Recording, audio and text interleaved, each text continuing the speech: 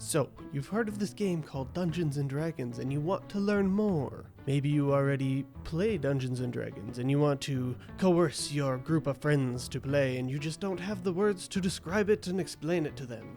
Maybe you even sent this to some people that were curious about the world of Dungeons & Dragons. Regardless of your reason for being here, welcome. First of all, what is Dungeons & Dragons?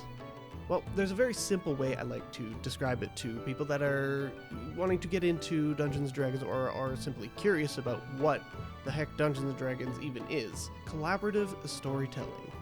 Now, what do I mean by that? Well, at its core, Dungeons & Dragons is a group of people, generally friends, that get together around a table or online and tell a story through their actions and the reactions of the world around them. This brings me to the next point. How do you play Dungeons & Dragons? There's two main components that go into a Dungeons & Dragons game. The players and the Dungeon Master, or DM, or sometimes referred to as the Game Master, or GM. Let's start with the players.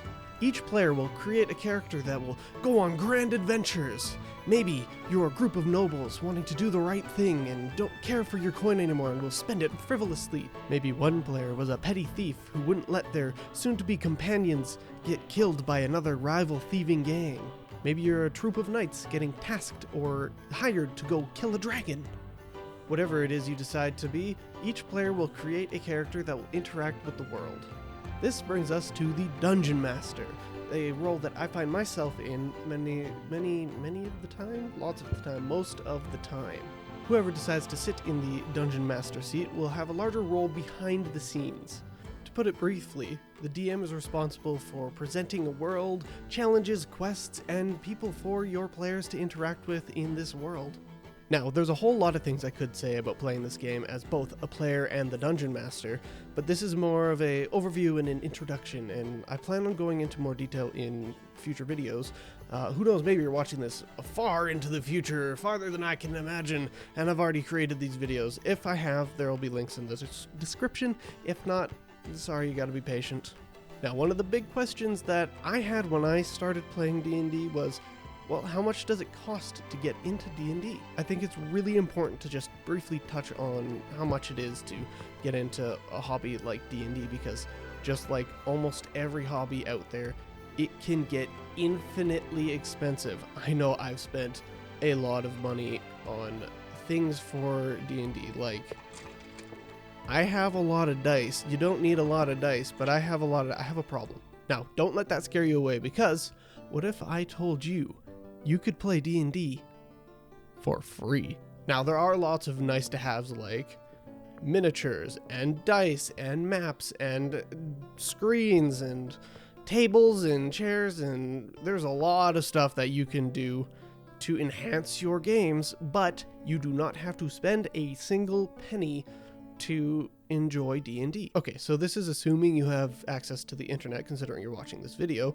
but you can find, and I've linked both of these resources in the description, free links to the official basic rules on both Wizards of the Coast's website and a website that I personally use a lot called D&D Beyond. There's a lot to digest at first. I'm not going to pretend like it's not a dense game, but the basic rules do a great job of outlining what a typical situation might look like for players and dungeon masters alike. And what about dice, you ask? Because I've heard Dungeons & Dragons is a game where you need dice.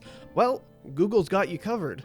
If you simply go to Google and search up dice roller, you should see all the dice that you need. All you have to do is simply click on or tap the die that you'd like to roll out of their list, and it'll roll it for you. And to clear your board, you just simply tap on the dice again, and it disappears.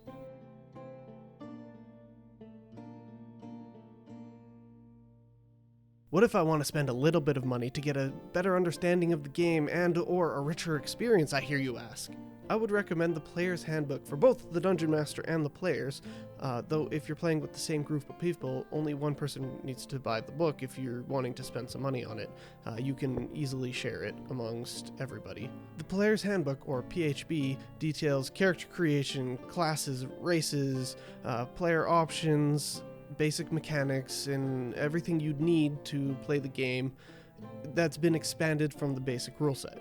For those who would like to DM and want an actual physical book, I would 100% recommend the Dungeon Master's Guide. It has so much information in there to help you create worlds, and if you want to get into economics of a certain world, you can do that. There's a guide on that. If you want to create your own monsters, there's guides on that. Magic items. There is a lot in there. How combat works, it's very detailed in the Dungeon Master's Guide. But if you're wanting to spend some money and just start playing right away, there is 3 things that I would recommend, and one of them is the Dungeon Master's Guide, which I've already spoke about, but the other 2 is the starter kit, which includes a really nicely written starter adventure. I believe it comes with the basic rules in paper and a set of die. The third, and I will recommend this to anybody starting dungeon mastering, is to watch about the first 5 episodes of Matt Colville's Running the Game. I will have that also linked in the description because it is the best resource and I cannot do a better job myself, so just go watch his video. Of course, there's also the wonderful world of the internet and YouTube and thousands and thousands of forums. Reddit exists. There's so many people that play this game that are willing to help new people out at any given point in the day. If you really are struggling to find some inspiration for something, just look it up on the internet.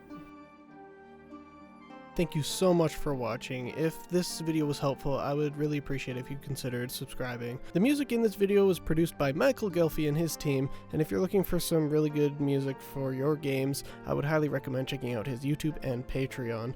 This video is not sponsored or anything, I just really enjoy his stuff. Anyways, thank you so much for watching, and don't forget to roll again.